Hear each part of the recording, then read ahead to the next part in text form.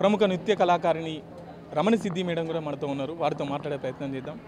Madam, సాంస్కృతికంగా మహిళలు ముందుకు రావడం లేదు, ఎందుకంటారు? ముందుకు రావట్లేదు అంటే వాళ్ళకి ఒక రకమైన సిగ్గు బిడియం, వాళ్ళకి యాక్చువల్గా నేర్చుకోవాలని ఉంటుంది. కానీ ఇంత పెద్ద అయ్యాము ఇప్పుడు మేము ఇలా నేర్చుకుంటున్నాం. నేను యాక్చువల్గా గచ్చిబౌలి తల్లాపూర్లో క్లాసెస్ చెప్తున్నాను. నిజంగా అక్కడ ఉమెన్సే నేర్చుకుంటున్నారు, 3-4 ఉమెన్స్ ఉన్నారు. సో వాళ్ళ కోసం నిజంగా కూడా వాళ్ళ కోసం వెళ్తున్నాను నేను. ఎందుకంటే వాళ్ళు ఇంట్రెస్ట్గా ముందుకు వచ్చారు. నేను చాలామందికి చెప్తూ ఉంటాను, ఉమెన్స్ నేర్చుకోవచ్చు, ఫైన్ ఆర్ట్స్ కూర్చొని సంగీతం పాడుకోవచ్చు, వీణ వాయించవచ్చు, వైలిన్ వాయించవచ్చు, లేదా డ్యాన్స్ ఇంట్రెస్ట్ ఉంటుంది డ్యాన్స్ కూడా చేయొచ్చు. ఏమండి మాకు వంగుతుందా, ఈ ఏజ్లో బాడీ వంగుతుందా అంటారు. ఏ ఏజ్లో అయినా వంగుతుందండి, ఏం తప్పలేదు నేర్చుకోవడం వల్ల. యోగా చేస్తున్నారు మీరు, ఇంకేదో చేస్తున్నారు కదా, దాని బదులు డ్యాన్స్ చేయండి, మీ మనసుకి ఉల్లాసంగా ఉంటుంది. ఎప్పుడో నేర్చుకుందాము అనుకున్న కోరిక ఇప్పుడు తీరుతుంది మీకు. మీరేం ప్రొఫెషనల్గా స్టేజ్ల మీద చేయాలని కాదు, జస్ట్ మీకు హ్యాపీనెస్ కోసం, ఒకప్పుడు తీరని కోరిక కోసం నేర్చుకుంటున్నారు కదా, నేర్చుకోండి అని నేర్పిస్తున్నాను. నిజంగా కూడా ఇంకా చాలామంది ముందుకు రావాలి మహిళలు, సంగీత కానీ డ్యాన్స్ కానీ వీణ ఇలాంటివన్నీ నేర్చుకోవడానికి ముందుకు వస్తే బాగుంటుందని నా ఉద్దేశం అండి. అలాగే పిల్లల్ని కూడా ఎంకరేజ్ చేస్తే ఇంకా వాళ్ళు చదువుతో పాటు దీన్ని ఏదైనా ఒక ఫైన్ ఆర్ట్స్, ఒక స్పోర్ట్స్ తీసుకుంటే వాళ్ళ రంగంలో వాళ్ళకి కావాల్సిన దానికి రీచ్ అవ్వడానికి ఇవి కూడా సపోర్ట్ చేస్తాయని నేను అనుకుంటున్నాను.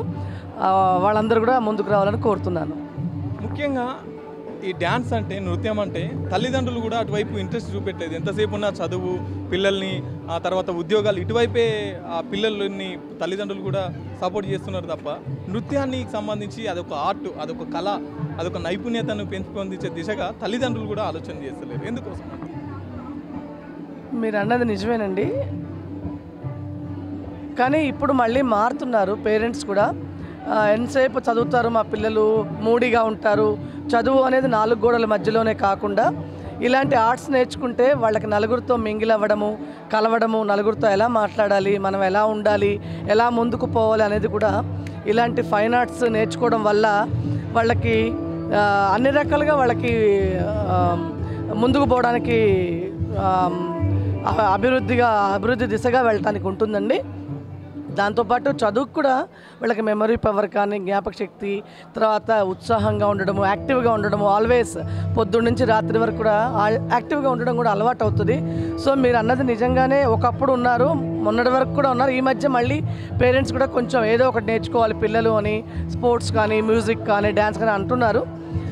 అలా అందరూ వస్తే ముందుకి బాగుంటుంది. Thank you madam. ఇంకా మరి కొంతమందితో మాట్లాడే ప్రయత్నం చేద్దాం.